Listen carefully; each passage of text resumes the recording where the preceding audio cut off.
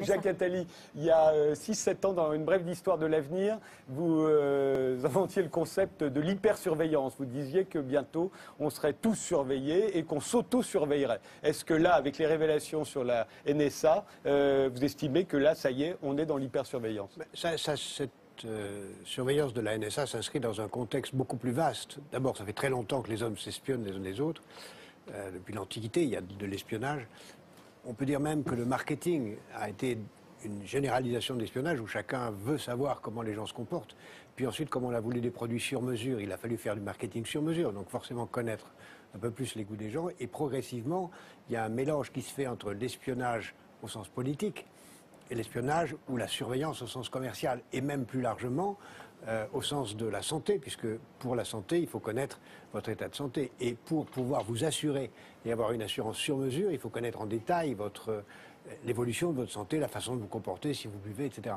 Donc nous entrons dans un monde où progressivement, non seulement les technologies permettent de surveiller, elles le permettront beaucoup plus dans quelques années quand on va avoir la généralisation de ce qu'on appelle l'Internet des objets, c'est-à-dire le fait que non seulement nous sommes en situation de pouvoir faire connaître tout ce que nous avons comme comportement, entre parenthèses, les gens détesteraient ne pas être surveillés, parce que c'est le quart d'heure de gloire d'Andy Warhol. Si je ne suis pas surveillé, c'est que vraiment je ne compte pas. Ils sont rassurés, on leur a dit que tous les Français sont surveillés. Ils sont donc importants, personne n'aimerait ne pas en être. Mais plus largement, l'affaire de la NSA n'est qu'une toute petite dimension du problème. En réalité, chacun devrait être en principe propriétaire des données qu'il émet. Soi-même, nous sommes nous-mêmes, mais nous sommes aussi composés de tout ce que nous faisons, ce que nous créons, et aussi plus modestement, nos actes de consommation ou de santé sont des créations de nous-mêmes. Donc on devrait être propriétaire de soi et pouvoir décider de vendre ou de ne pas vendre ce que nous faisons. Ce qui est évidemment serait nécessaire, c'est que chacun soit payé pour ça. Mais comme personne n'est payé pour ça, parce que personne ne peut l'être, tous ceux qui l'utilisent, soit politiquement, c'est le cas de la NSA, soit économiquement, c'est le cas de Google, c'est le cas d'Apple, c'est le cas de toutes les structures qui utilisent les données, le font à leur profit. Et c'est pour ça qu'il y a un tel transfert de richesse. C'est que nous sommes fournisseurs gratuits de données qui font la richesse des autres. Ce qui fait que l'écart de richesse dans la planète augmente à une vitesse considérable au profit de ceux qui rassemblent ces données et en font un usage économique à leur intérêt. Évidemment, la solution idéale serait que chacun puisse décider de se débrancher. Je ne crois pas que ce soit possible. Je ne crois pas non plus qu'on puisse mettre une sorte de droit d'auteur sur nos propriétés. Il faut certainement imaginer un système de rémunération forfaitaire, comme vous pouvez l'imaginer sur la musique, qui n'a pas été fait, mais qui sera fait, parce que après l'absurdité de l'Adopi, c'est vers ça qu'on va aller, qui conduira progressivement à faire que chacun soit un peu rémunéré de ce qu'il apporte à la collectivité par les données qu'il apporte. Mais l'affaire de la NSA n'est qu'un épiphénomène. C'est la partie, contrairement à ce qu'on croit, c'est la partie visible de l'iceberg. Et bien justement, la partie visible de l'iceberg, si du moins elle est prête cette fois. Encore une fois, je me rappelle, ça remonte à juin dernier, mais on en parle surtout cette semaine parce que là, on a eu la preuve que tous les Français étaient espionnés. Regardez. Alors nous ont rejoint Pierre Conessa, vous êtes historien, ancien haut fonctionnaire du ministère de la Défense, ce qui a priori vous classe parmi les espions d'ailleurs. Vous êtes l'auteur de La fabrication de l'ennemi ou Comment tuer avec sa conscience pour soi. Et dans le dernier numéro de la revue Medium, dirigé par Régis Debray, consacré au secret à l'ère numérique, vous avez écrit sur le secret d'État.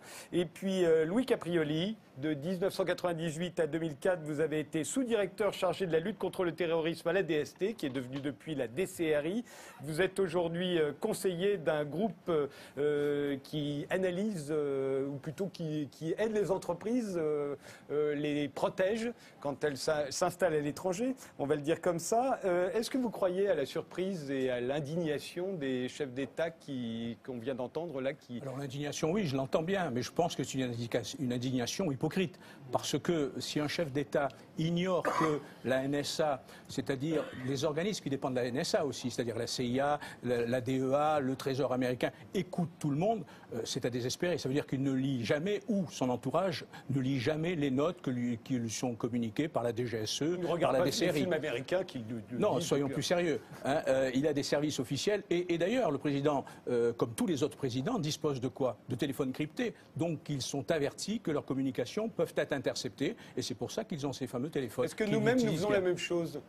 Avec moins de moyens que la NSA, mais est-ce qu'on espionne, nous aussi, nos voisins, nos amis? Bien sûr, de la France. Hein. Mais bien sûr, je pense que la DGSE, enfin j'en suis convaincu, la DGSE, la DCRI, espionne, on recherche des renseignements. Si vous voulez, vous qualifiez l'espion en disant c'est une barbouze.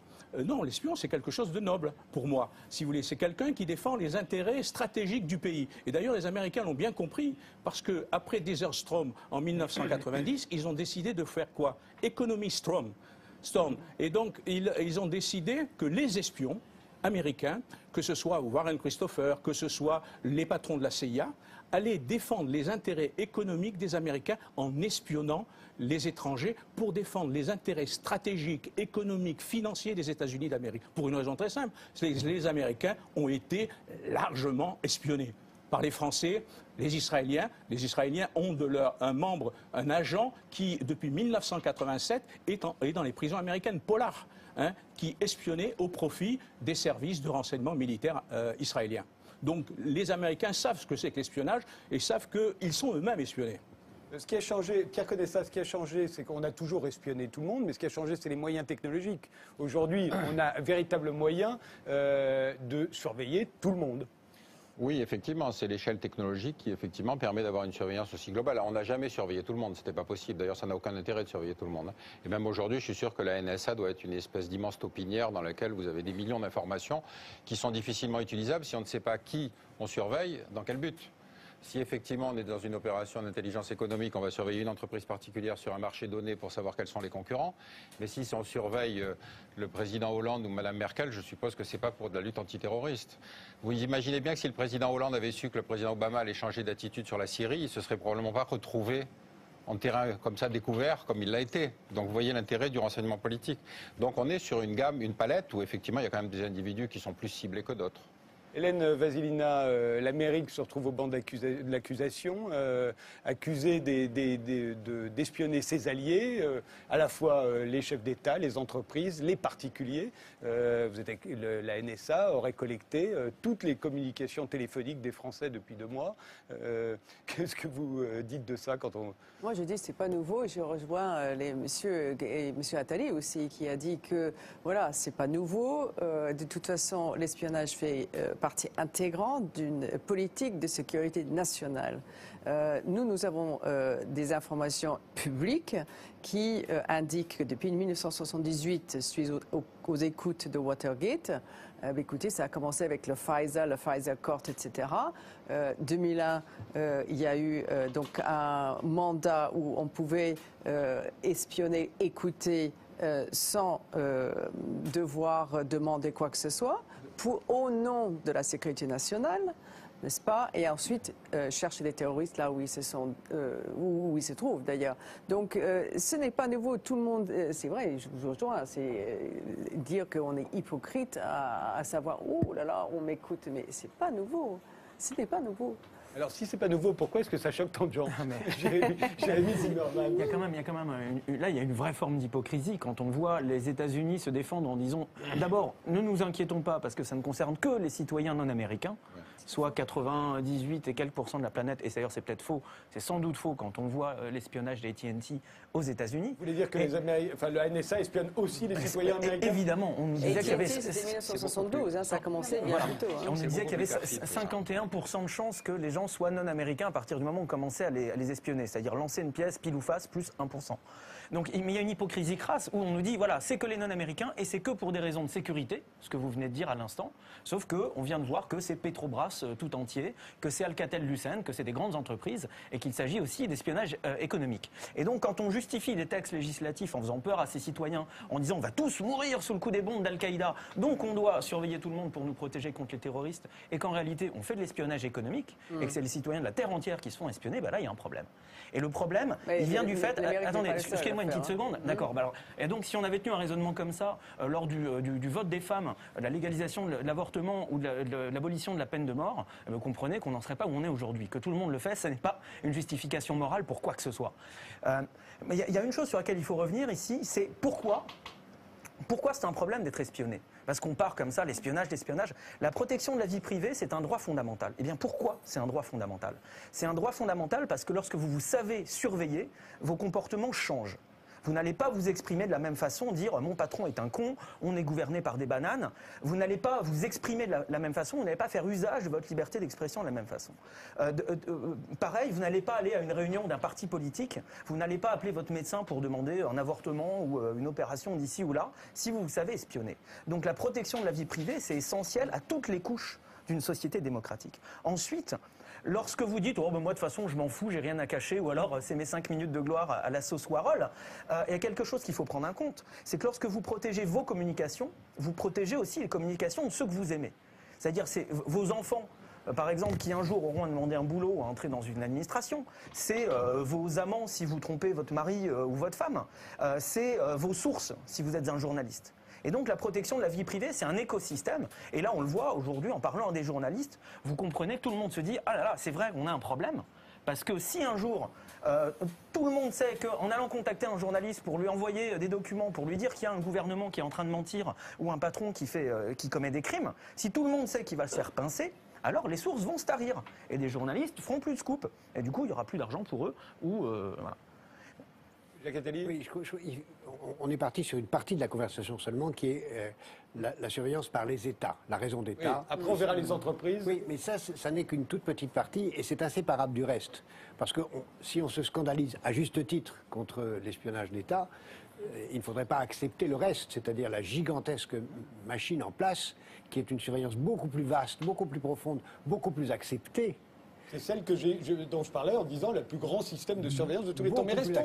Et qui est américain doublement, parce que c'est américain par les technologies et parce qu'il y a une concentration des capacités de le faire qui font que c'est de plus en plus américain. Mais tout le monde le fait. Mais si on reste uniquement sur la surveillance d'État, je pense que tout le monde le fait et qu'il est tout à fait illusoire d'imaginer qu'on réussira à l'empêcher. Parce que, comme toujours en matière de défense, le bouclier est moins fort que l'épée. Il faut essayer de se protéger, il faut créer des lois, mais il faut savoir que la meilleure façon de se protéger, c'est Woody Allen disait, ce document est tellement secret que vous êtes prié de l'avaler avant de le lire. C'est-à-dire créer les conditions pour qu'on ne soit pas soi-même en situation d'exposer les choses. Et il y a bien des techniques pour que des conversations puissent secrètes, le reste, quand on sait ce qu'on risque en l'étant. Donc, ceux qui acceptent de courir ces risques le font consciemment, avec négligence ou pas, mais l'espionnage d'État ne touche que ceux qui sont assez stupides pour s'y laisser prendre.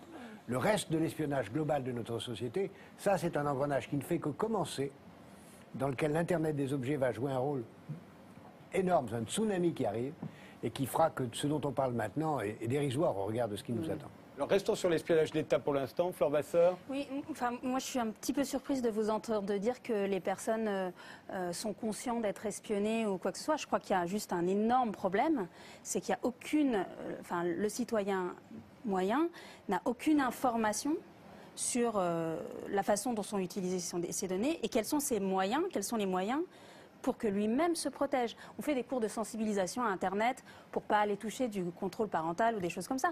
Mais on n'apprend pas aux gens à se protéger. On n'apprend pas ce que c'est un vrai mot de passe qu'on ne craque pas. On n'apprend pas quels sont les logiciels qui permettent de protéger son surf, qu'est-ce qui permet d'effacer ses traces. Et c'est un peu ça le problème. Alors oui, il y a des lois, oui, il y a des trucs, mais la sensibilisation du citoyen, elle est pas faite. Et peut-être à juste titre. On verra ça tout à l'heure sur tout ce qui est pratique sur Internet, où toutes les entreprises, les grandes entreprises, les géants du net, espionnent tout le monde et s'en servent à la fois pour renseigner les États, mais aussi pour leur propre compte et pour nous faire cracher au bassinet. Mais restons sur l'affaire de la NSA et particulièrement du traitement qui a été réservé à Snowden, qui a lancé l'alerte, qui nous a dit à tous, qui a dit à tous ces dirigeants européens, vous avez été espionnés par les Américains, et Snowden a demandé l'asile politique, personne ne le lui a donné. Quand on a cru qu'il était dans l'avion du président bolivien, on a interdit à l'avion du président bolivien de survoler la France. Aujourd'hui d'ailleurs, hier, François Hollande a dit que finalement l'affaire Snowden nous avait peut-être rendu service. Alors qu'en est-il exactement? Est-ce que là, Daniel Schneiderman, est-ce que la France et tous les pays européens d'ailleurs n'ont pas joué double jeu?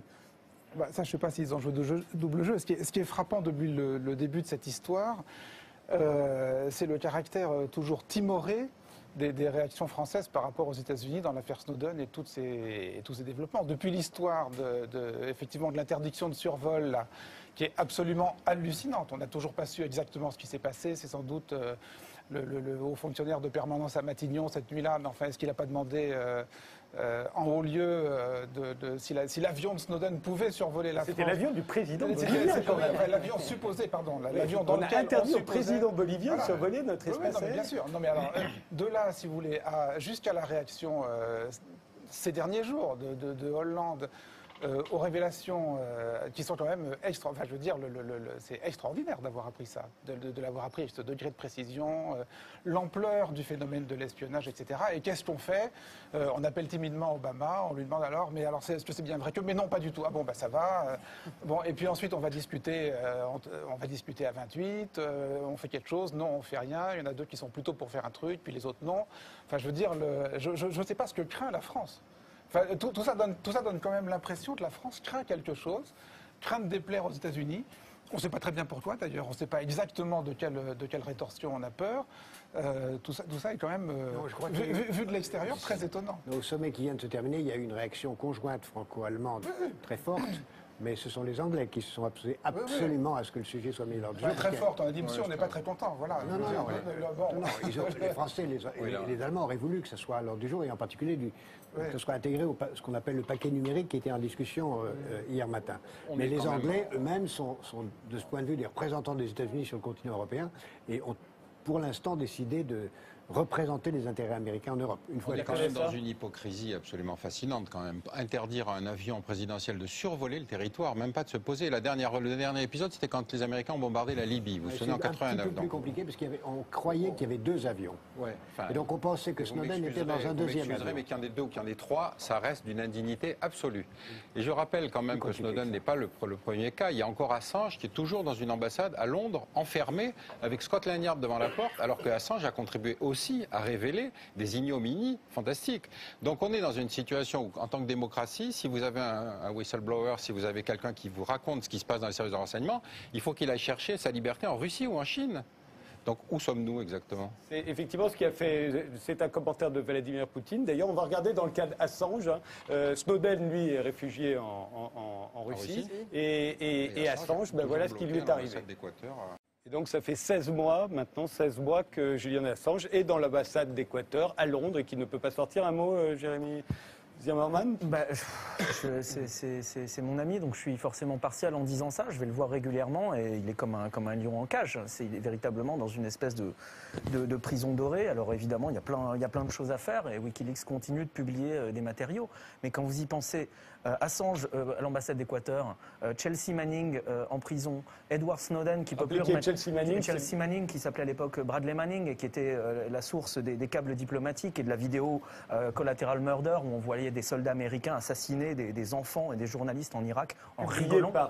Publié par Wikileaks. Edward Snowden qui est là en Russie, dont on ne sait pas quand il sortira. Aaron Schwartz qui s'est suicidé au début de l'année. Les États-Unis sont en train de mener une guerre contre la vérité, une guerre contre la justice. Et c'est des individus qui ont mon âge, qui sont de la génération Internet, qui comprennent que l'information est une force, qui comprennent aussi que les gouvernements, par défaut, devraient être ouverts, devraient être transparents.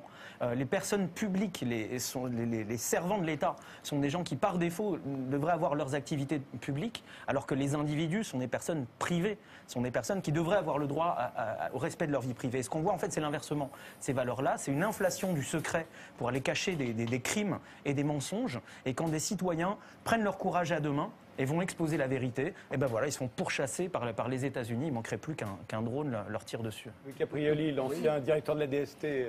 Non, je pense que l'affaire Snowden est instrumentalisée par les chefs d'État. Les chefs d'État parce qu'il y a un phénomène, on a évoqué tout à l'heure, pour les États-Unis, la priorité c'est l'économie, la priorité c'est le commerce. Et donc ils sont instrumentalisés parce qu'il y a des négociations qui commencent sur le libre-échange et que Madame Merkel, le président Hollande vont peut-être être en position de force au cours de ces négociations. Il ne faut pas oublier qu'en 1994-95, les Américains ont eu 7 espions qui ont été arrêtés par la DST, un qui était un conseiller du Premier ministre, un deuxième qui était un conseiller du ministre des Télécommunications, un troisième qui était un technicien de France Télécom. Ils travaillaient tous pour les Américains. Les Français, la DST, les a arrêtés. Et ils travaillaient sur quoi? Sur le GATT, General Agreement Trade and Traffic, qui précédait l'OMC. Et donc on voit que dès lors qu'il y a des négociations d'une ampleur colossale, les Américains développent des moyens importants pour connaître la position de leur adversaire. Ils l'ont fait en 1994, on les a arrêtés.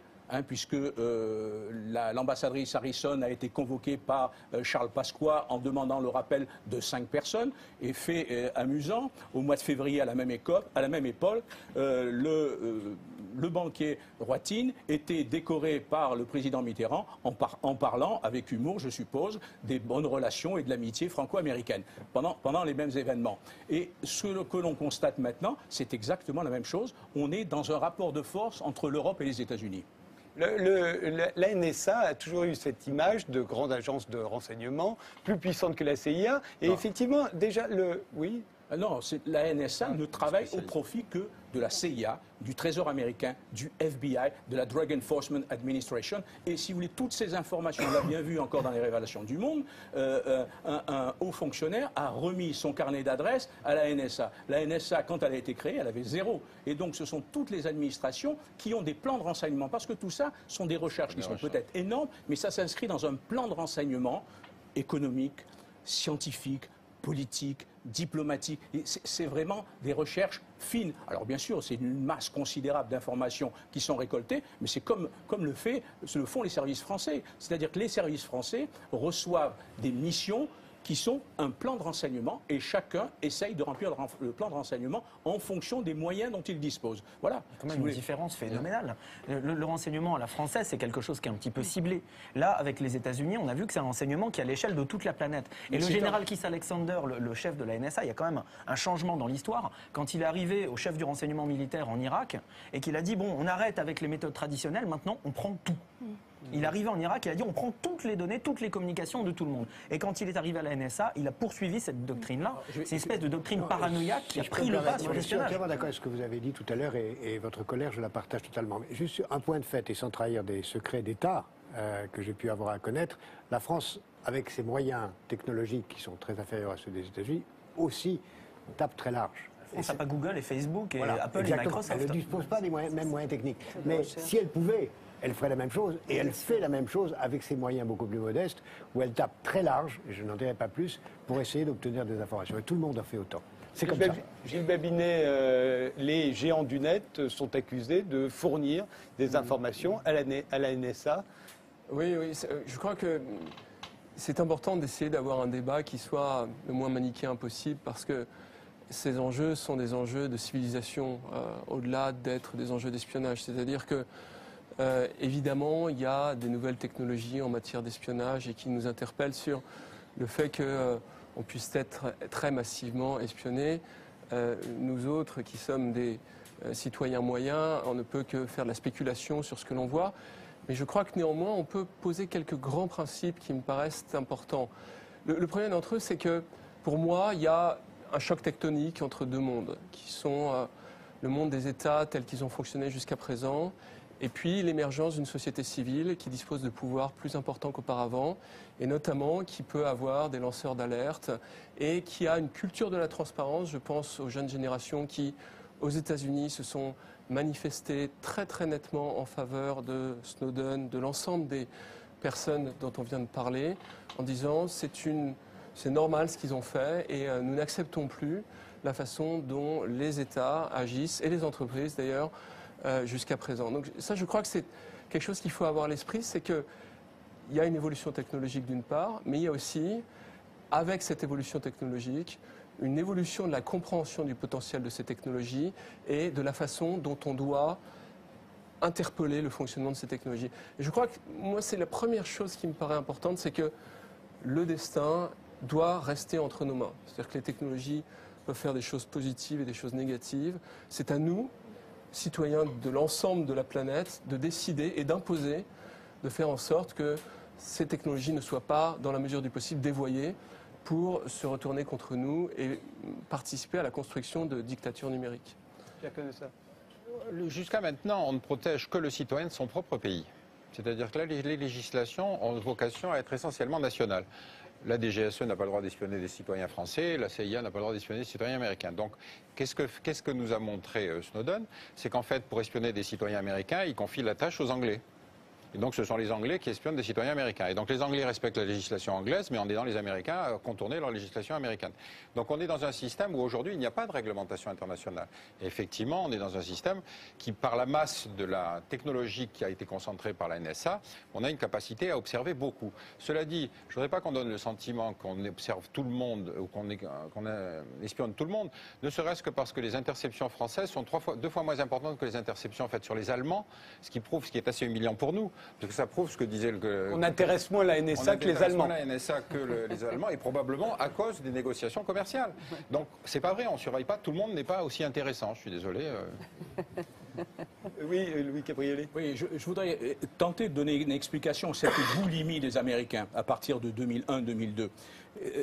Les attentats du 11 septembre ont révélé que les Allemands ont été nuls dans la surveillance du réseau ATA, qui était basé à Hambourg et qui est allé aux États-Unis se former pour commettre les attentats.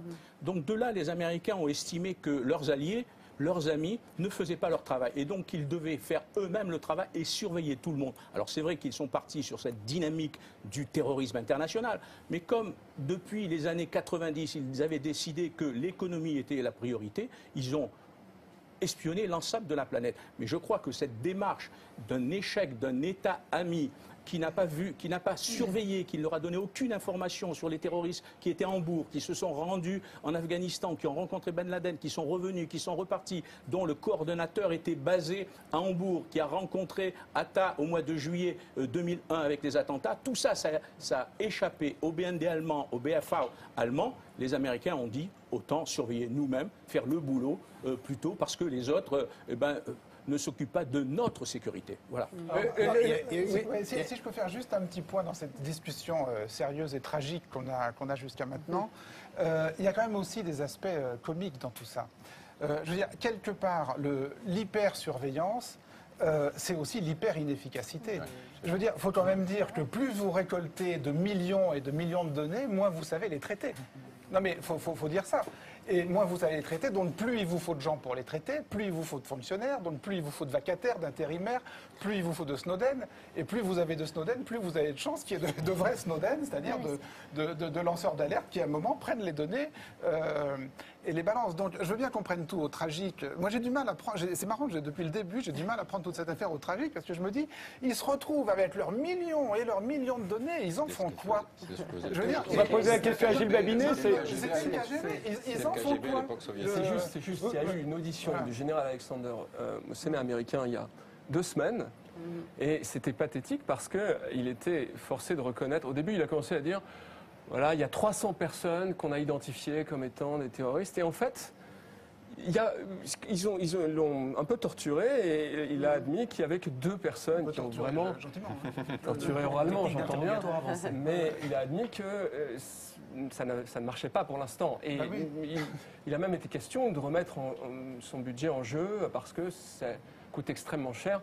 Mais ceci étant, je pense qu'il y a quand même un fond, c'est le fait que les États-Unis prennent une avance importante et que tout ça participe de leur volonté d'émerger dans cette 3e révolution industrielle, aussi bien comme un acteur qui est capable de faire du renseignement économique, militaire ou à potentialité économique à terme, à très très forte portée, parce que ces technologies, sur le papier, elles ont un potentiel absolument incroyable. Sur le papier, je crois qu'il faut bien comprendre que ce qui est en train de se jouer, ce sont des études surtout de comportement. Bien sûr, il y a l'espionnage qui est majeur et sur lequel on a dit beaucoup de choses. Mais c'est l'étude du comportement de chacun qui est important et qui va être déterminant. Et je pense que le point de passage entre l'espionnage économique et l'espionnage politique, c'est ce qui s'est passé à un moment qui, à mon avis, a été tout à fait charnière. C'est la dernière campagne présidentielle américaine, où on a vu le candidat Obama, en tout cas les équipes du candidat Obama, avoir une précision stupéfiante dans la façon dont ils pouvaient passer des coups de téléphone aux gens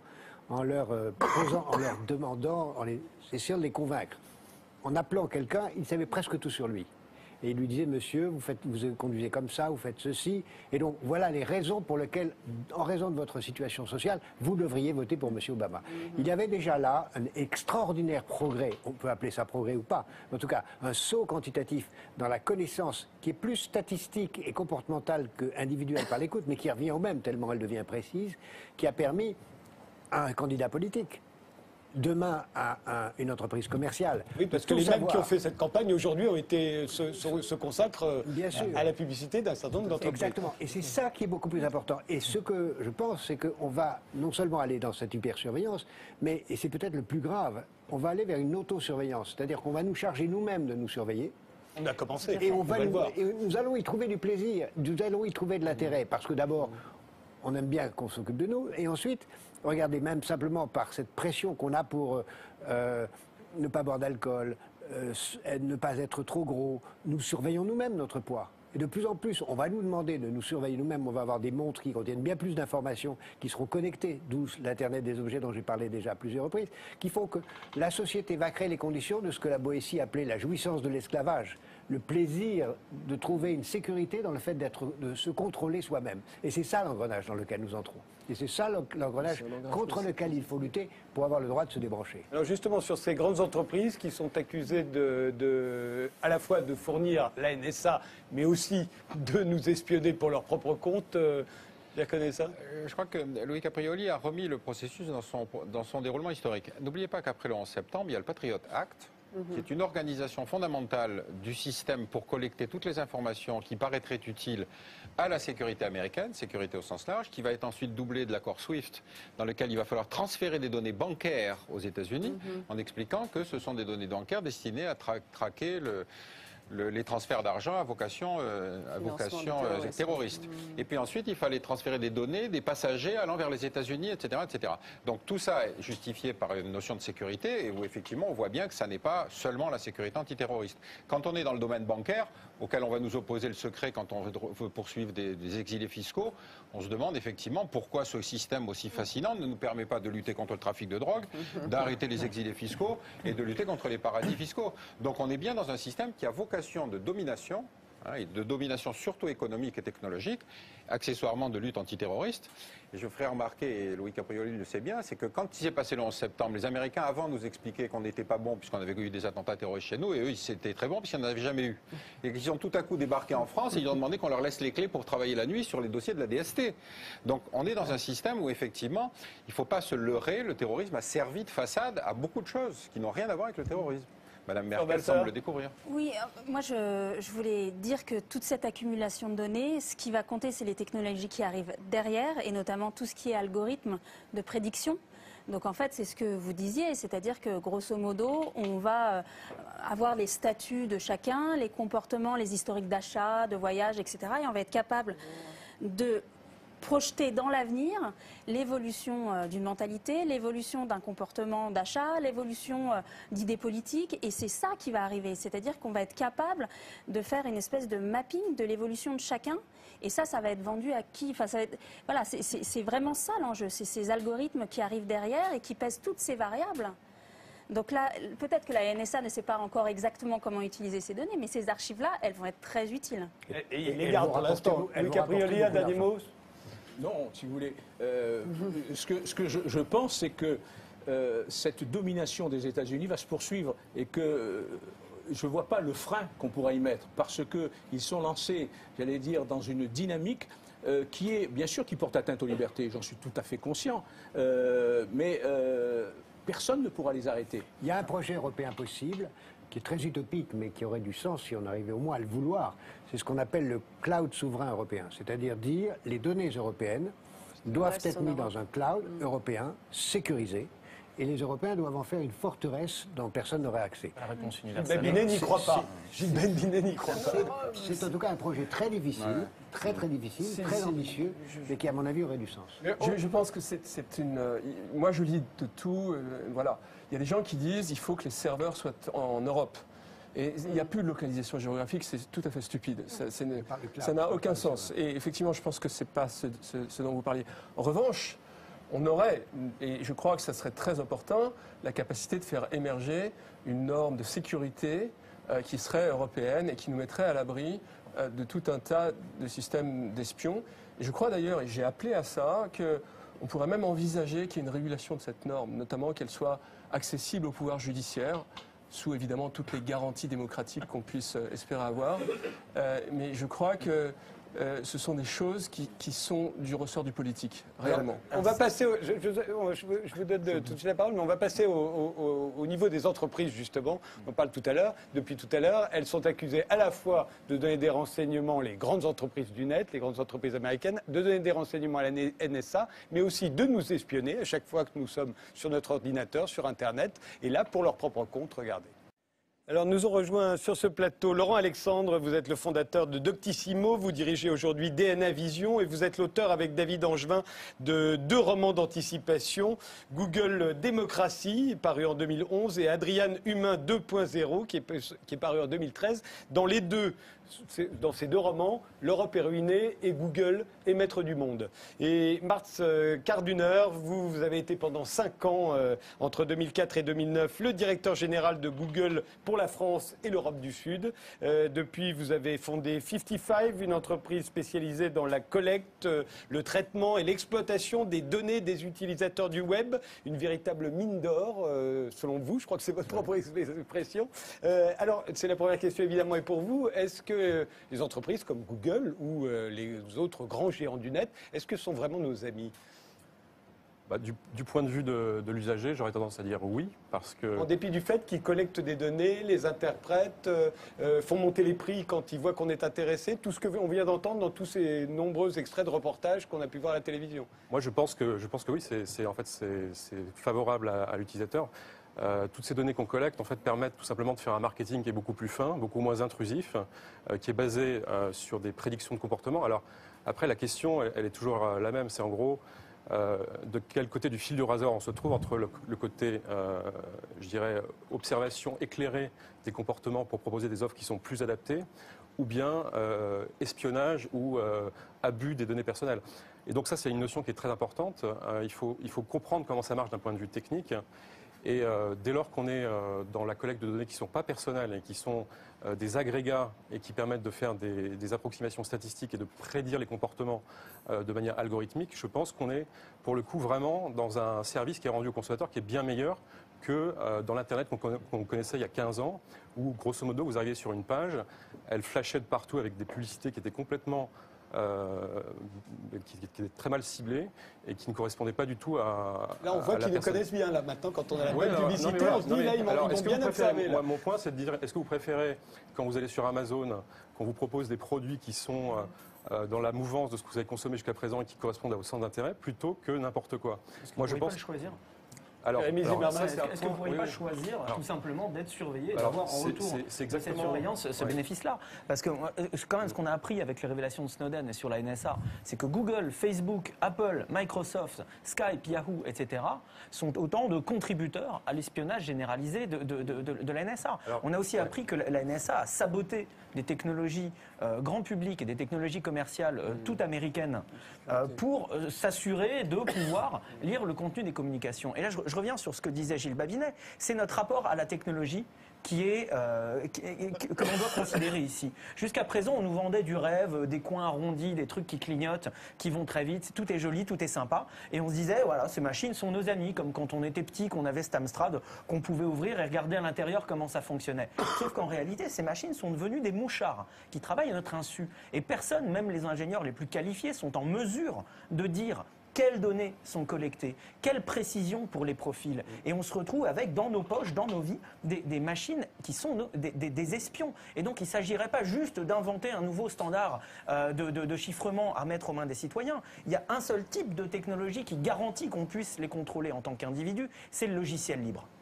C'est ces logiciels que chacun possède, sur lesquels chacun a les mêmes libertés que l'auteur initial. Et avec des logiciels libres, avec des services décentralisés qui ne seraient pas tout donnés à un Google ou un machin une fois pour toutes et basta, et avec des chiffrements point à point dans lesquels les utilisateurs reprendraient le contrôle du secret de leur communication, là oui, on pourrait arriver à quelque chose. Tant que des gens qui viennent et qui font un tas de blé sur les données personnelles viennent vous dire « Ah, on est vos amis, vous inquiétez pas », on continuera à se faire arnaquer. Je pense que Laurent Alexandre, il se trouve que je le disais dans les 2 romans d'anticipation que vous avez avez publié, à chaque fois l'Europe est ruinée et Google est maître du monde. Pourquoi ? Nous sommes en train de découvrir, à l'occasion de l'affaire NSA et de l'affaire Prism, que nous avons pris un retard considérable dans beaucoup de technologies. Dans les technologies informatiques, c'est clair, on le voit, tous les géants du net sont américains, qu'il s'agisse de Facebook, qu'il s'agisse de Google, qu'il s'agisse d'Apple, etc. Également dans le domaine des nanobiotechnologies et des technologies du vivant. Mais le meilleur est à venir. Toute la presse mondiale s'est fait l'écho il y a 15 jours de l'entrée de Google dans la lutte contre le vieillissement et la mort. Google va devenir un acteur majeur dans le monde de la santé, va devenir un acteur majeur dans le monde de la biologie. Donc ce que nous connaissons et les problèmes éthiques, philosophiques et géopolitiques que nous avons dans le domaine de la data, nous allons les avoir aussi dans le domaine de la médecine, c'est-à-dire dans des domaines où nous n'imaginions pas les avoir. Et c'est normal, puisqu'aujourd'hui la santé devient un amoncellement de data. Jadis, le volume massif de données. Jadis, on traitait un patient avec quelques petites données, quelques centaines, quelques milliers d'informations. Aujourd'hui, le séquençage de l'ADN, qui est en train de devenir la base de la médecine de tous les jours, ça représente par patient 10 000 milliards d'informations.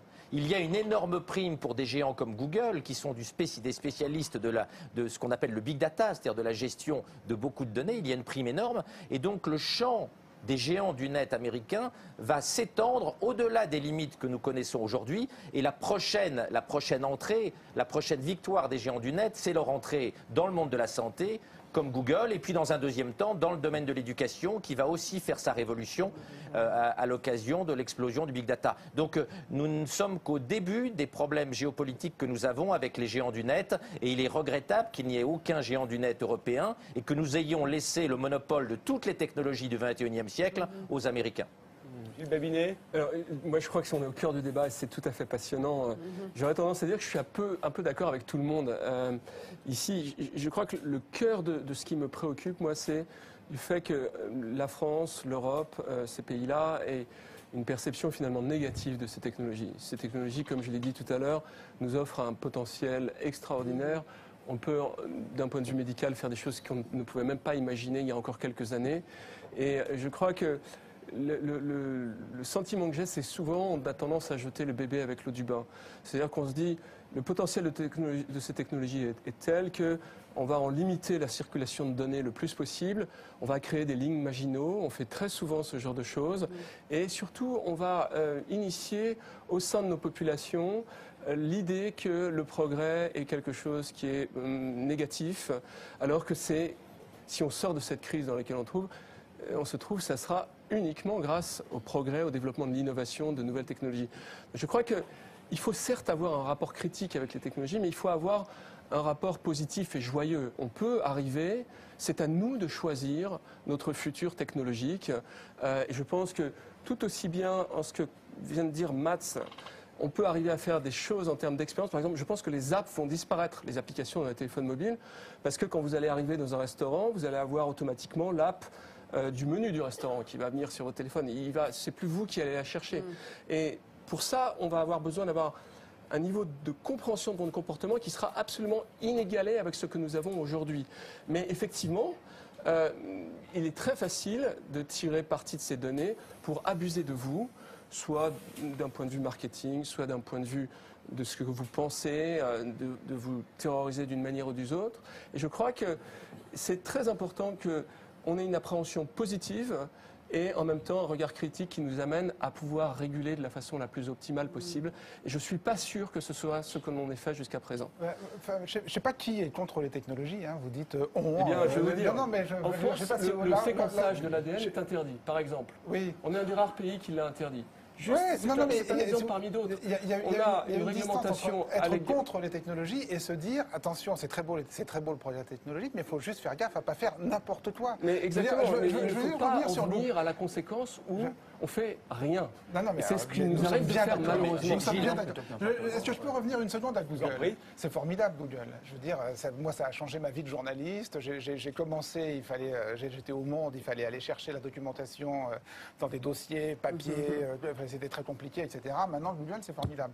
En même temps, c'est un pouvoir, moi, qui me terrifie, Google. C'est-à-dire que Google, le jour où Google décide de changer son algorithme, souverainement, parce qu'il décide souverainement, il ne demande à personne. Je veux dire, il condamne à la mort et à l'oubli, enfin à la relégation, à la 4e page de recherche, ce qui veut dire la même chose, des secteurs économiques entiers. Je veux dire, je prends le domaine de Google News. Google News qui permet de rechercher de l'information sur des sites de presse et des journaux. Je veux dire, Google peut tout à fait décider, dans Google News, je vais privilégier les grands journaux, Le Monde, Le Figaro, etc. Et Google peut décider au contraire, je vais privilégier dans les résultats de recherche de Google News les petits organes de presse indépendants, les sites, les blogs, etc. C'est sa décision souveraine. C'est terrifiant. Laissez répondre.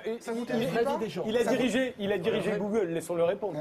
Ça démontre bien que le débat a glissé de l'utilité de ce genre de technologie dans la vie quotidienne. Et je pense que c'est vraiment, en moyenne, je dirais que c'est clair que tout ça a des bénéfices considérables sur le confort de ma vie, etc. Vers un autre sujet qui est celui de qui possède cette capacité-là. Et si j'entends bien de ce côté-là du plateau, ce qui est dit, en fait, tout le monde dit, en fait, on aurait bien aimé, nous, en Europe, avoir ce fameux moteur de recherche. Ah non, je dis pas ça. Non, mais il a dit qu'il voudrait que personne ne l'ait. Je dis que ce pouvoir me terrifie, mais il me terrifierait autant si c'était un Google européen ou français. Quand je dirigeais Google Europe du Sud, le gouvernement français a investi des dizaines de millions d'euros pour créer un moteur de recherche franco-allemand. Ce qui prouve bien que le sujet, c'est vraiment plus la compétition et l'ouverture, effectivement, que le sujet de est-ce que c'est quelque chose de bénéfique pour le consommateur ou l'utilisateur lambda. Et moi, je pense qu'il y a un point qui est très intéressant, qui est celui que vous souleviez, c'est celui de la connaissance et de la transparence vis-à-vis des utilisateurs. C'est-à-dire qu'en fait, tout ce que vous disiez sur le fait d'être espionné à votre insu, ça relève, à mon avis, d'un discours vers le citoyen qui est beaucoup plus clair, beaucoup plus transparent sur, en particulier, ce que sont ces cookies, donc ces petits fichiers informatiques qui sont posés sur votre navigateur et qui enregistrent tous ces paramètres de visite et qui sont la base de toutes les données qu'on récolte et qui permettent ces prédictions de comportement. Typiquement, les directives européennes prévoient de transformer en loi l'obligation pour tous les sites d'être beaucoup plus explicite là-dessus, voire même de forcer à l'acceptation. On arrive quand même à une régulation. Alors, c'est loin d'être réglé.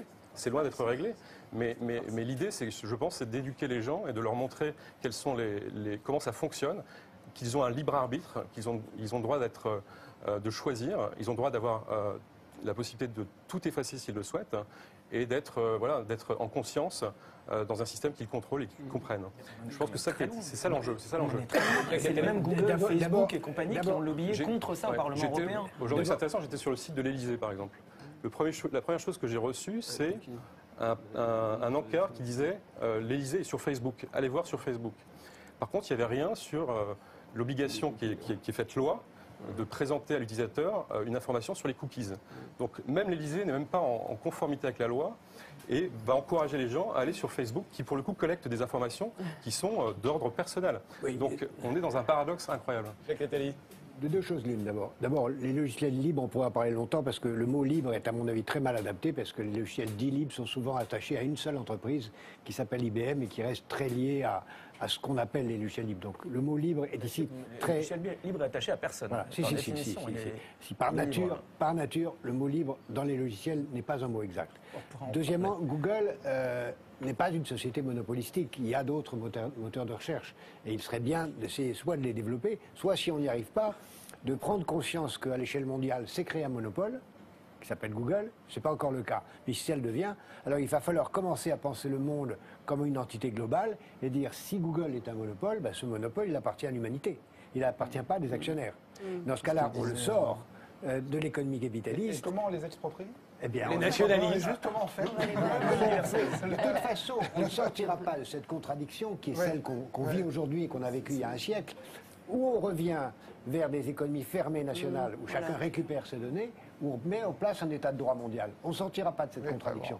On n'y est pas, on est d'accord. Si on n'y est pas, on va y aller très vite, ou alors on va reculer très vite. Comme en 1913, il y a exactement un siècle, où pour ne pas aller très loin dans une organisation internationale, on a reculé et on a fermé les frontières. C'est ça l'enjeu d'aujourd'hui. Parce qu'on parle de cette globalisation comme si elle était une évidence pour un siècle, c'est pas du tout sûr. On peut très bien refermer les frontières devant la peur que tout ça déclare.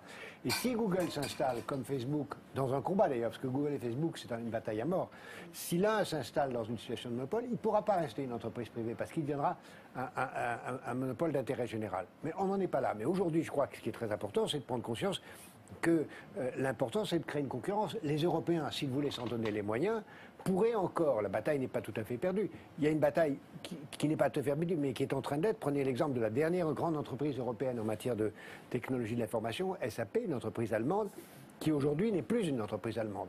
C'est devenu une entreprise américaine puisque son président est un Américain, le siège de la recherche est aux États-Unis, et cette dernière entreprise de logiciels européenne vient de basculer sous l'orbite américaine. Et il y a en effet une extraordinaire accélération. C'est pourquoi j'insistais tout à l'heure sur le fait qu'on va voir avec l'Internet des objets changer complètement la nature du problème dont on parle.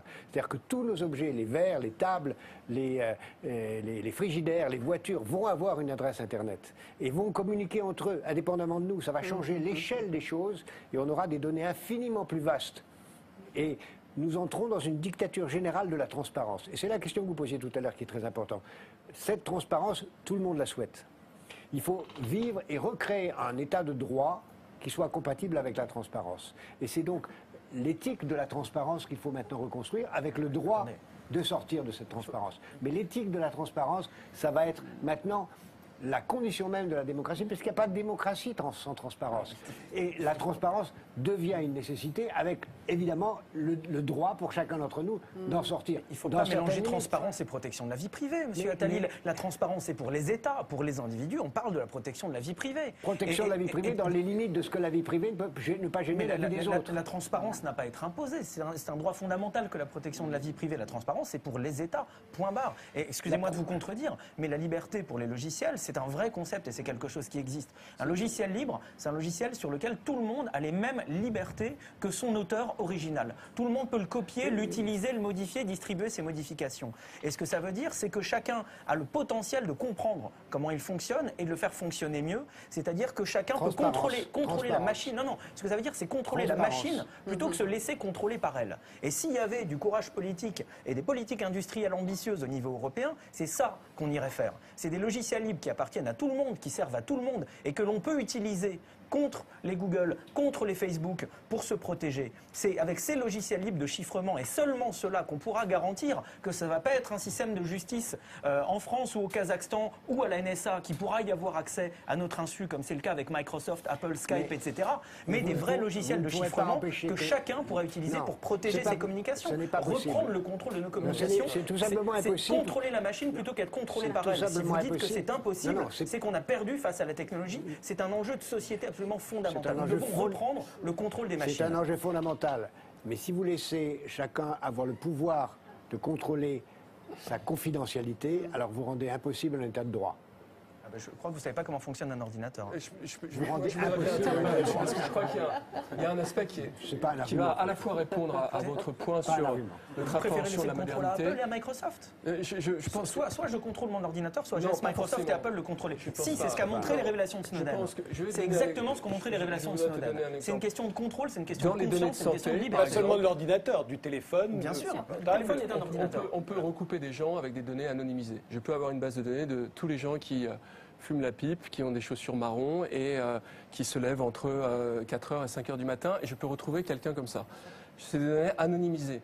Et dans le domaine de la santé, il y a un fait qui m'a beaucoup intéressé, c'est depuis plusieurs mois, voire plusieurs années, il y a un petit collectif que je soutiens qui essaye de libérer les données de santé. Et la Haute Autorité de Santé dit, eh bien, nous ne voulons pas le faire parce que nous pensons qu'on peut recouper les gens de ce fait. Et je crois que si on avait fait ça, je suis même certain de ça, il n'y aurait pas eu de scandale du Mediator.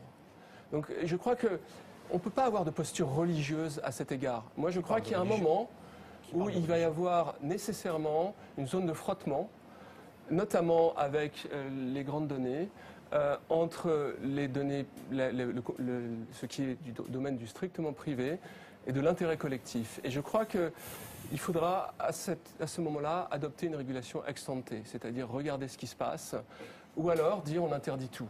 Moi, c'est un peu à la conclusion à laquelle je suis parvenu, parce que je crois que ça va être extrêmement difficile de trouver un postulat initial qui fonctionne dans tous les cas. Moi, j'ai l'impression qu'on mélange deux choses. Un, le fait que les entreprises américaines aient préempté les technologies de l'information, etc., et qui fait que, effectivement, en Europe, on n'arrive pas à combattre ça, ou en tout Pardonnez-moi, cas à être... préempté avec les recherches et l'investissement dans la recherche, Oui, oui. 3 fois au moins ce qu'il y a en Europe. Oui. Et peut-être Il faut l'espionnage savoir qu'il y a un industriel. siècle, Voilà, il y a un en même siècle, temps, la France était dans la même position. Si vous prenez il y a un siècle, la France était au top de toutes les nouvelles technologies. Voilà. On ne disait J'ai pas à l'impression- l'époque qu'on avait voilà. préempté. C'était juste qu'à l'époque, ça nous intéressait. Voilà, donc j'ai l'impression qu'on mélange ce débat avec le débat de est-ce que tous ces nouveaux services, est-ce que cet Internet des objets, est-ce que quelqu'un juste réfléchit si c'est un vrai progrès pour l'humanité? Est-ce que j'ai vraiment besoin de... Mais non, mais on a le droit de se poser la question. Alors vous allez me dire que j'aime pas la technologie.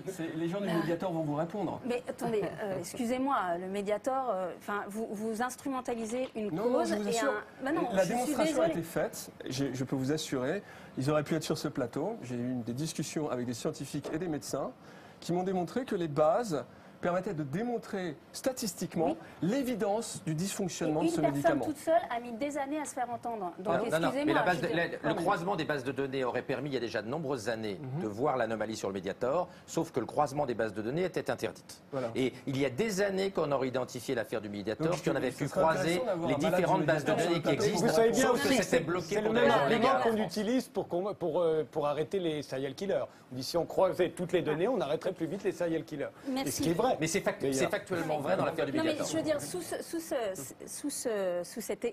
cet étendard-là, sous ce drapeau-là, qui est une forme de marketing aussi, j'aimerais juste qu'on dise aux personnes quelles sont les implications, quelles sont les conséquences pour elles-mêmes. Moi, je ne suis pas anti-technologie, je veux juste qu'on arrête de dire que la technologie nous sauvera de tout. Et qu'on sortira de cette crise parce qu'on va faire de l'innovation technologique, etc. ça, je l'ai Peut-être dit. il y a 2-3 petites choses à penser entre-temps.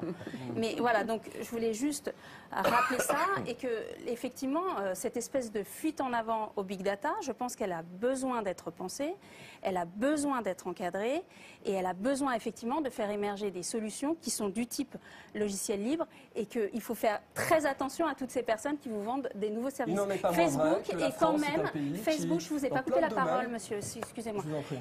Facebook est quand même la meilleure agence de renseignement au monde. Mais Donc, parce que sous nous- couvert- parce que nous y collons Oui, mais sous couvert, Oui, voilà, c'est ça, volontairement. c'est sous couvert de c'est chouette, c'est C'est cool, une etc. servitude volontaire. Exactement. D'ailleurs, je voulais amener, parce que j'étais pas complètement sûre d'arriver à vous le faire. Je peux lire un petit passage? De vous la en prie. Boétie. C'est quoi, juste on n'a pas vu... La jouissance de la servitude. Ah oui, Non, la Boétie. La Boétie. La Boétie, discours de la servitude volontaire. 1576. Hein. Il semble que vous regarderiez désormais comme un grand bonheur qu'on vous laissât seulement la moitié de vos biens, de vos familles, de vos vies. Et tous ces dégâts, ces malheurs, cette ruine ne vous viennent pas des ennemis, mais certes bien de l'ennemi, de celui-là même que vous avez fait ce qu'il est, de celui pour qui vous allez si courageusement à la guerre, ou pour la grandeur duquel vous ne refusez pas de vous offrir vous-même à la mort. Ce maître n'a pourtant que 2 yeux, 2 mains, un corps, et rien de plus que n'a le dernier des habitants du nombre infini de nos villes. Ce qu'il a de plus, ce sont des moyens que vous lui fournissez pour vous détruire. D'où tire-t-il tous ces yeux qui vous épient si ce n'est de vous? Comment a-t-il tant de mains pour vous frapper s'il ne vous les emprunte? Les pieds dont il foule vos cités ne sont-ils pas aussi les vôtres?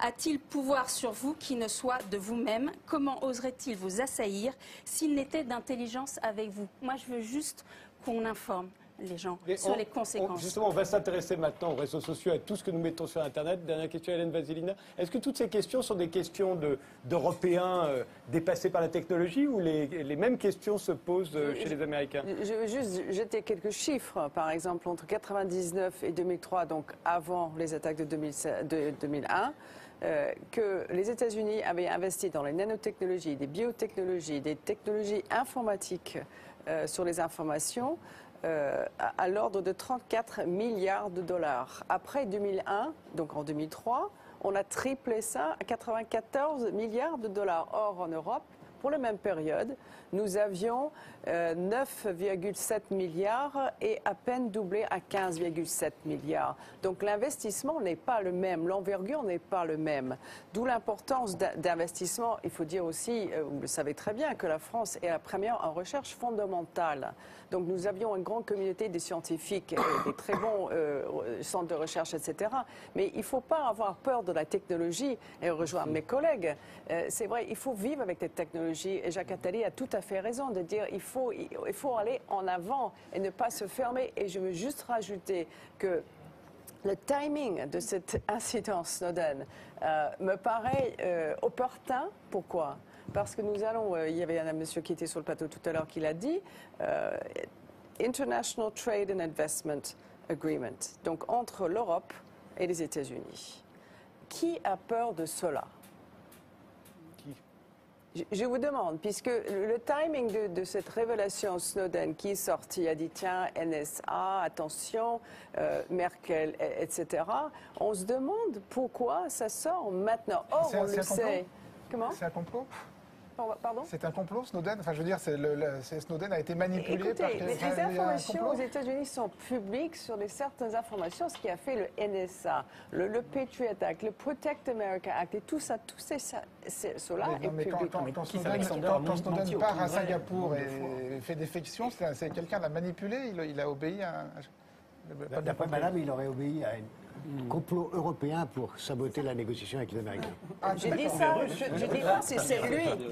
Non, j'ai pas dit ça. J'ai dit juste le timing. Non, mais j'ai pas dit ça. J'ai dit l'événement a arrivé à un moment où, et j'ai même eu une discussion avec une sénatrice française qui m'a dit, mais pourquoi vous avez le monopole sur ces informations, etc. J'ai dit, parce qu'on a investi dedans. C'est pas et maintenant qu'on ait ces systèmes qui nous contrôlent, etc., que quelqu'un a révélé à un moment donné, mais vous ne trouvez ça, je ne sais pas, quelque peu... Que quelqu'un le révèle, a priori on pouvait s'y attendre. Oui, d'autres l'avaient révélé avant. J'avais plein d'extraits de films que j'aurais pu vous passer où on dénonçait la NSA bien avant Snowden, y compris, juste pour continuer sur, puisque je voulais qu'on passe justement au fait que nous révélons beaucoup, non seulement nous nous laissons espionner par tous les géants de l'Internet, par les entreprises, par les États, mais en plus, nous collaborons en donnant plus d'informations sur nous-mêmes et sur notre entourage que nous n'en avons jamais donné. Regardez. Jacques Attali, c'est ce que... Oui, c'est ce que j'ai dit aussi au début, c'est-à-dire que la dictature de la transparence, elle est une dictature volontaire. Chacun souhaite...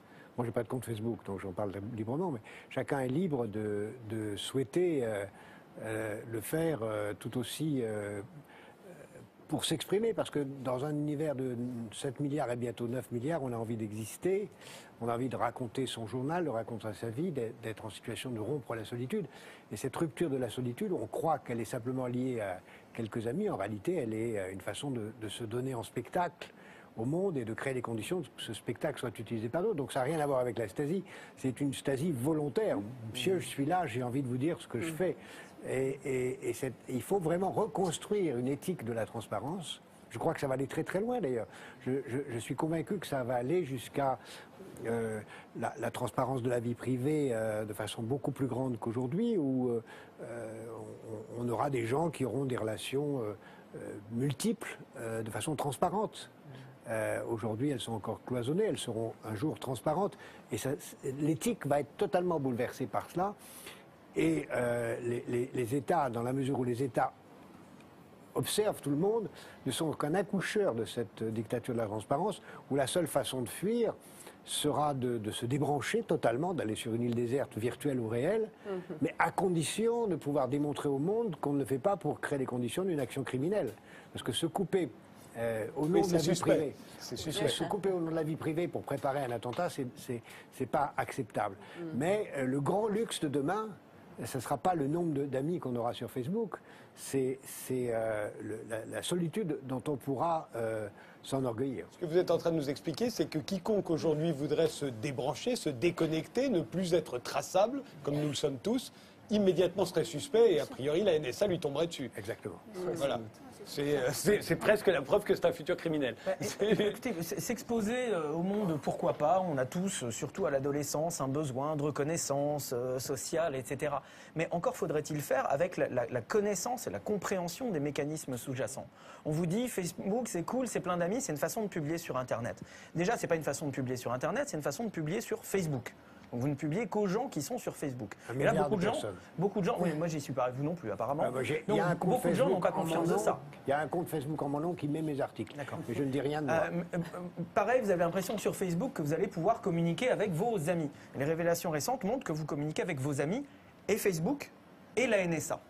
Donc là aussi, il y a quand même quelque chose de problématique. On vous dit, mais c'est bon, regardez, il y a conditions générales d'utilisation qui sont un contrat de je ne sais pas combien de dizaines de pages qu'aucun humain normalement constitué est capable de lire et de comprendre.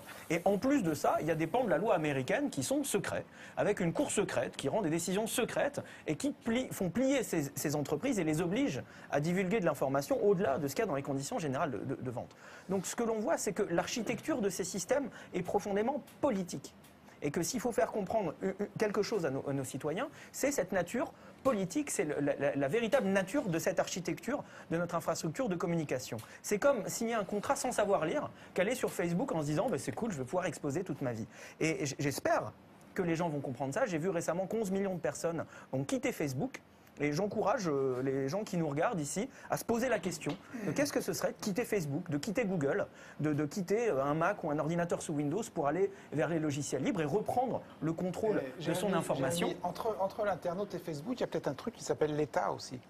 Et, non, mais je veux dire, et qui a peut-être un tout petit rôle à jouer, par exemple, dans les pays, en faisant voter des lois de temps en temps pour dire, je veux dire... On a tout à fait en parler, ça fait 5 ans que je fais ça toute la journée. Dis-moi si je délire. Non, vous délirez pas. Le problème, c'est qu'un État, c'est national. Vous délirez pas, moi ça fait 5 ans que je fais ça toute la journée et qu'au niveau européen, je vois comment s'élaborent les règlements en matière de protection des données. Au niveau européen, est-ce que ce serait absurde d'imaginer que des réglementations européennes disent à Facebook, quand un internaute s'inscrit sur Facebook, on lui demande très clairement, tout de suite, et non pas dans les petits caractères qu'il faut aller chercher je ne sais où, quel est le régime de confidentialité qu'il veut avoir. C'est l'objet de la négociation qui actuellement, elle est privée. On ne connaît pas sa nature, mais c'est dommage, s'agissant d'Internet. Oui, c'est pas moi qui décide de comment la Commission travaille avec Google, mais en tout cas, il y a une négociation approfondie avec Google qui a exactement cette nature. Je voudrais juste revenir un peu... Non, attendez, je voudrais qu'on avance parce que c'est exactement la suite. Il y a quelque chose qu'on nous promet aussi, c'est le droit à l'oubli, le fameux droit à l'oubli dont les Français discutent, les Américains en ce moment même, c'est-à-dire en gros que toutes ces données que ces jeunes, mais aussi que les adultes ont d'ores et déjà fournies sur Internet, on pourrait les effacer, on pourrait nous blanchir. Regardez. Je pense que ça va être compliqué. Ça va être compliqué. C'est de la rigolade en fait. C'est pas tellement techniquement c'est compliqué, c'est que il faut que tout ça se mette en place d'un point de vue légal. Et je suis pas sûr que le principe des sanctions avec ces millions d'euros d'amendes qui sont agitées comme ça vont faire bouger les choses. Le droit à l'oubli numérique, c'est certain que c'est quelque chose d'ultra important. Et je pense que tout le monde y a un intérêt considérable. C'est vraiment la contrepartie de toute cette nouvelle liberté qu'on a sur Internet pour trouver des services de l'information, pour acheter des choses. C'est de pouvoir également, effectivement, d'un clic, d'un seul, effacer tout son historique si on est gêné par ça. Ça, c'est la première chose. Après, sur la façon d'informer les utilisateurs, je ne crois pas tellement dans les systèmes coercitifs d'amende, je crois plus dans ce qu'on voit aujourd'hui se mettre en place progressivement, notamment en Angleterre, qui sont en fait une façon beaucoup plus claire de présenter les choses et de donner le contrôle aux gens. Alors on n'est pas du tout encore dans quelque chose d'adopté par les utilisateurs, mais je pense qu'on peut arriver comme ça progressivement à avoir une gouvernance ou une utilisation d'Internet qui soit beaucoup plus éclairés avec le libre arbitre des gens et qui sachent eux-mêmes très bien ce qui se passe quand ils se connectent sur un site. Alors, tout le monde a l'air d'accord pour le droit à l'oubli. C'en est même suspect à tel point que tout le monde est d'accord, sauf vous. Vous cataloguez, vous êtes vice-présidente de l'Association des archivistes français et vous êtes contre la destruction des données personnelles, contre même le fait qu'on les rende anonymes. Vous avez d'ailleurs édité un certain nombre d'affiches qu'on va voir qui militent contre le droit à l'oubli. Est-ce que vous pouvez nous expliquer pourquoi ? Oui, tout à fait. Alors, nous avons effectivement lancé une pétition citoyenne en début d'année qui a recueilli donc 50 000 signatures, pétition donc qui a fédéré des historiens, des archivistes, mais des généalogistes ou des simples citoyens. Nous, on s'inscrit un petit peu contre ce projet de règlement européen. Tout simplement parce que nous, aujourd'hui, archivistes, on a l'habitude de protéger la vie privée. Je vous donne un exemple, les actes d'état civil. Aujourd'hui, moi, dans ma commune, c'est mon quotidien. Quand on nous demande des actes d'état civil, évidemment, on ne peut pas communiquer à tout le monde un acte de naissance, par exemple. ne serait-ce que parce que votre voisin n'a pas besoin de savoir que vous avez un fils caché éventuellement. Voilà. Donc ça, c'est vraiment important pour nous dans notre quotidien de pouvoir protéger la vie privée. Maintenant, la position de ce règlement européen qui dirait qu'il faudrait supprimer l'ensemble des données, nous paraît complètement abusive parce que on sait bien, surtout les historiens, qu'on ne peut pas décider à l'avance des données qui vont être nécessaires pour la recherche historique. Donc en gros, si on efface, si on commence, on a tous le pouvoir d'effacer nos données, on efface pour vous des pans entiers de l'histoire. Oui, complètement. Et on s'en rendrait même pas compte. On pourra la réécrire en tout cas. Exactement. Jérémy. D'ailleurs, il n'y a qu'à voir. Je suis d'accord avec vous sur le fond. On a eu des désaccords de forme. Mais je suis d'accord avec vous sur le fond. Il n'y a qu'à voir dans le contexte médiatique et politique. Quand on a parlé de droit à l'oubli en France, c'était immédiatement après que Brice Hortefeux ait fait sa blague sur les Auvergnats. Et donc, vous y voyez un rapport. Ah mais j'y vois qu'un tel droit à l'oubli pourrait être instrumentalisé pour ceux qui auront les moyens pour faire disparaître des informations. Et ce sera quelque chose d'extrêmement puissant pour justement réécrire l'histoire. En réalité, ce qu'on voit, c'est que Google et Facebook, eux, n'oublient jamais. Quel que soit le droit à l'oubli, ils vont prétendre effacer quelque chose. En fait, il restera dans leur base de données. La NSA continuera d'y avoir accès. Ce qu'il faut, c'est éduquer les enfants, éduquer les ados à l'heure où ils commencent justement à vouloir faire des amis et tisser du lien social et peut-être pousser un petit peu les limites, les éduquer à ce qui d'un côté est du ressort de la vie privée et de l'intimité et ce qui est de la vie publique. Dans le temps, on avait une vie publique que quelques politiciens, quelques journalistes, quelques stars, mais c'était quelque chose d'un petit peu particulier. Aujourd'hui, tout le monde a une vie publique en un clic. Donc éduquer sur ce que ça veut dire, appuyer sur le bouton « Publier », ça veut dire le montrer à tes amis, peut-être au reste du monde, à Facebook, à Google, à la NSA, etc. Et apprendre à ne pas faire ce clic plutôt que s'apercevoir après qu'il est trop tard et essayer de rattraper de l'information, ce qui ne marchera jamais et qui pourrait conduire à d'affreuses dérives. Parce que mettre en place un tel système, je vous assure que les politiciens seront les premiers à aller effacer leur scandale de corruption. Mediapart et Arrêt sur Image auront du souci à se faire. Il n'y a pas que les politiciens. Moi, le droit à l'oubli, c'est un truc super compliqué. Il n'y a pas le droit à l'oubli. Il y a le droit à l'oubli du pot de fer et il y a le droit à l'oubli du pot de terre. Je vais vous donner un exemple de pot de terre. On a fait une émission récemment justement là-dessus, sur Arrêt sur Image, sur le droit à l'oubli. Et il se trouve que c'est une dame qui nous avait écrit, une dame qui était syndicaliste CGT d'une entreprise qui était sur le point de fermer, qui était en lutte, etc. Et au moment de ce conflit social, cette dame avait été interviewée par une chaîne de télévision, plein cadre, avec son nom, etc. Il y avait eu des articles sur elle. Bon, l'entreprise a finalement fermé. La dame a changé de région. Elle a commencé à chercher du boulot. Et quand elle est allée voir des employeurs et que les employeurs ont fait des recherches sur elle, évidemment, le nom, Google, première occurrence, Madame Bachin, syndicaliste CGT, en lutte, etc. Nous, on avait fait un article sur elle. La dame nous a dit, est-ce que vous pourriez juste enlever mon nom de votre article? Parce que l'article est parmi les premiers qui apparaissent sur Google et ça m'embête. Ben, le nom, on l'a enlevé. Je veux dire, le nom, on l'a enlevé. Entre l'intérêt supérieur de la conservation d'une donnée et l'intérêt immédiat de cette dame qui avait envie de... Voilà, on a arbitré dans ce sens-là. C'est juste pour vous montrer que c'est, dans les faits, extrêmement compliqué. Et c'est pour ça, d'ailleurs, que nous, les lois sur les archives prévoient des délais de communicabilité pour justement laisser un laps de temps... important, enfin suffisant en tout cas, mais que tout de même, la société ne se retrouve pas sans mémoire. Alors, Alexandre, la société et la dame, on choisit qui? Le droit à l'oubli, il peut être extrêmement difficile d'un point de vue technique. L'exemple le plus célèbre, c'est le dossier médical de Sergey Brin, le cofondateur de Google. Il a mis son dossier génétique sur Internet, et notamment sa prédisposition à la maladie de Parkinson. Cette information, il l'a mise sur son blog. Cette information a été reprise dans des centaines de milliers de sites web sur Terre. Le droit à l'oubli est devenu impossible. On ne va pas effacer 100 000 sites web pour retirer le dossier médical du fondateur de Google, qu'il a eu la maladresse et l'imprudence de mettre sur son blog. Donc on voit bien qu'une information, au départ, elle peut peut-être être effacée. Au bout d'un certain temps, quand une image a été reprise dans plein d'autres blogs, dans plein d'autres réseaux sociaux, il peut être extrêmement difficile d'oublier la totalité des traces. Je pense que ce qui est vraiment intéressant dans ce qu'on vient d'entendre, c'est que Jacques Attali nous parle d'une éthique de la transparence, Jérémy Zimmermann nous parle de la nécessité d'avoir une culture du numérique, et je crois que tout ça, moi je résumerais ça en appelant ça une nouvelle forme de civilisation. Et je voulais revenir sur votre lecture de la Boétie, c'est que je crois qu'en France, nous avons un penchant quand même proudhoniste ou rousseauiste assez marqué à dire méfions-nous, retournons à l'état naturel, méfions-nous du progrès de la civilisation, de la technologie, de ce genre de choses. Et je crois que ça nous a souvent freinés dans l'histoire. Et je pense que la civilisation, c'est quelque chose qu'on partage tous, qui nous permet d'affronter justement les découvertes que l'on fait collectivement et qui on appelle le progrès. Jacques Attali ? Oui, enfin, il y aurait beaucoup à dire là-dessus, parce que c'est vrai que le progrès en soi a souvent de bons côtés, puis il en a de très mauvais, puis il y a différentes formes de progrès.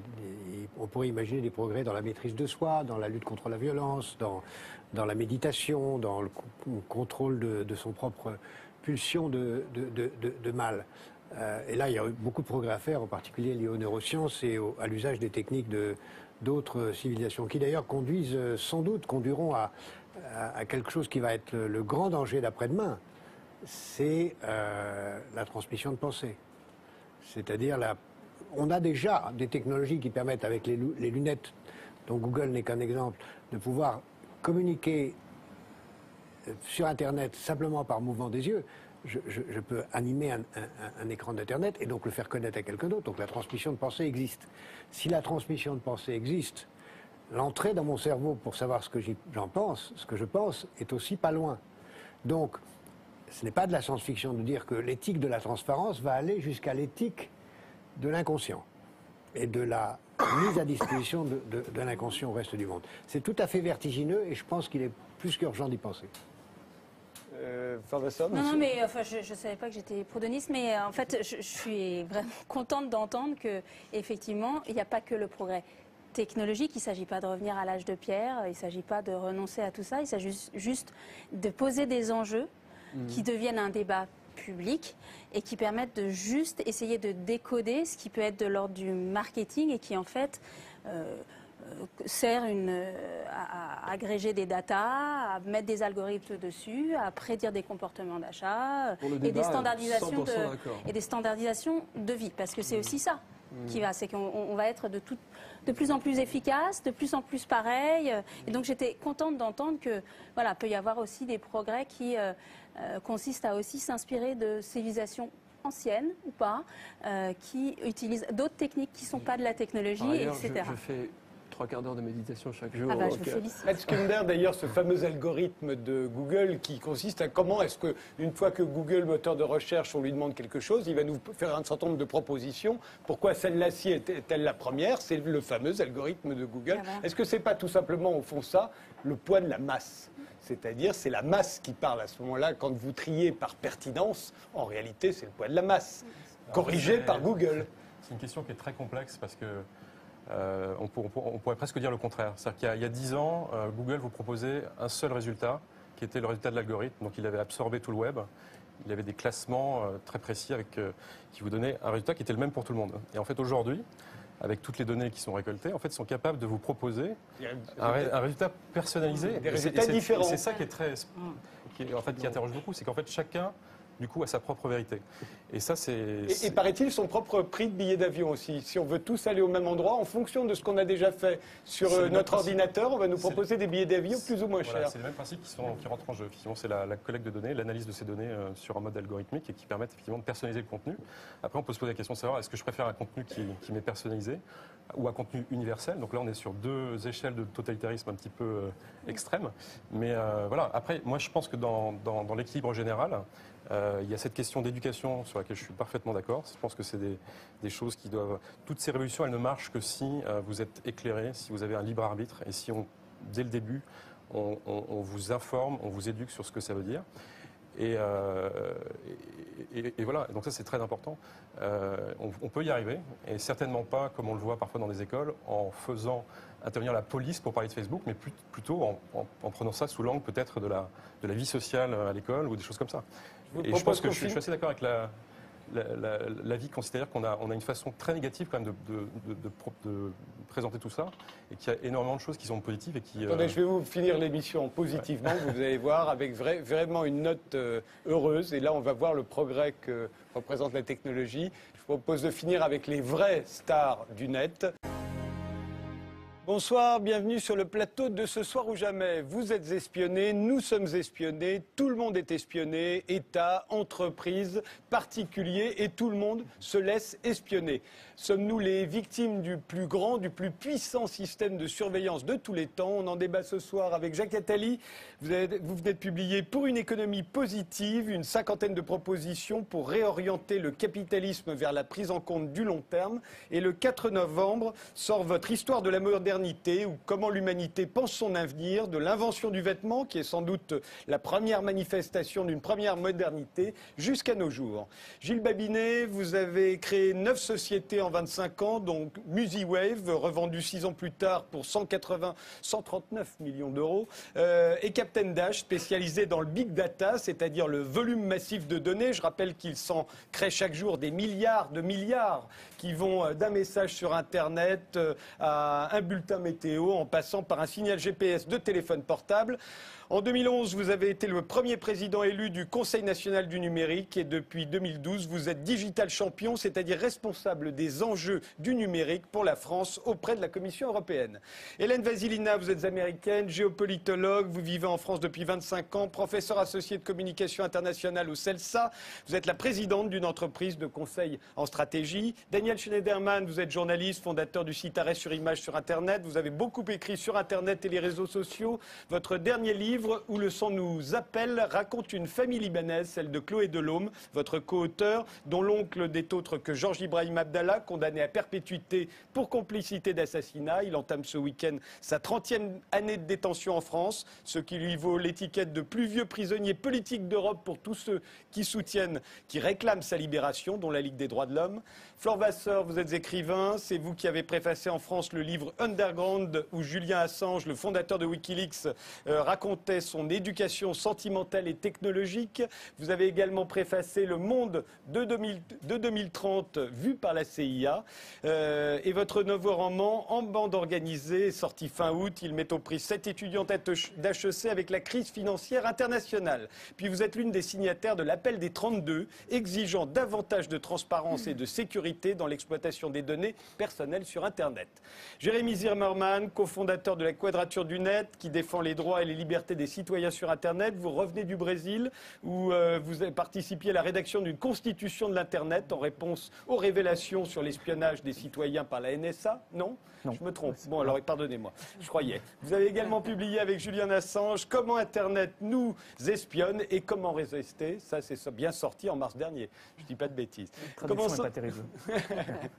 Commençons tout de suite par l'actualité. L'actualité, évidemment, c'est la NSA, l'agence de renseignement américain, qui espionne les communications de 35 dirigeants internationaux, dont Angela Merkel, mais aussi les coups de téléphone, les SMS, tout ce que les Français à peu près émettent dans une journée. Tout cela est collecté, paraît-il, par la NSA. Et ça, les révélations ne cessent de se succéder depuis juin dernier. Regardez.